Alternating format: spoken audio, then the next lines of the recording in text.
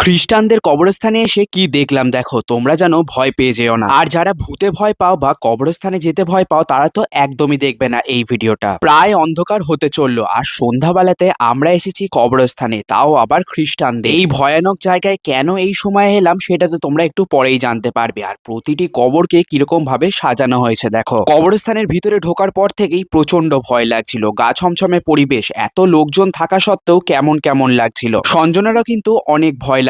আর নীলাঞ্জনের বাড়ি তো এখানেই। প্রচুর ভয়ে ভয়ে আমরা ভিতরের দিকে যাচ্ছিলাম। আর এই হচ্ছে সেই জায়গা। এই কবরস্থানের সব থেকে ভয়ানক জায়গা নাকি এটাই। নীলাঞ্জন আমাদেরকে সেটাই বলছিল। এইখানে নাকি অনেক গল্প আছে। তবে তার আগে এইরকম করে সাজানো হচ্ছে কেন কবরগুলো সেটা তোমাদেরকে বলি। আমি কিন্তু এই প্রথমবার এইরকম রিচুয়ালস দেখছিলাম, কত সুন্দর করে কবরগুলোকে সাজানো হচ্ছে। আর এখানে সব জায়গাতেই কিন্তু একটা না একটা কবর আছেই। কিছুতে সাজানো হয়েছে, কিছুতে একেবারেই হয়। আর যে পরিবারের কবরগুলো তারাই সাজিয়েছে।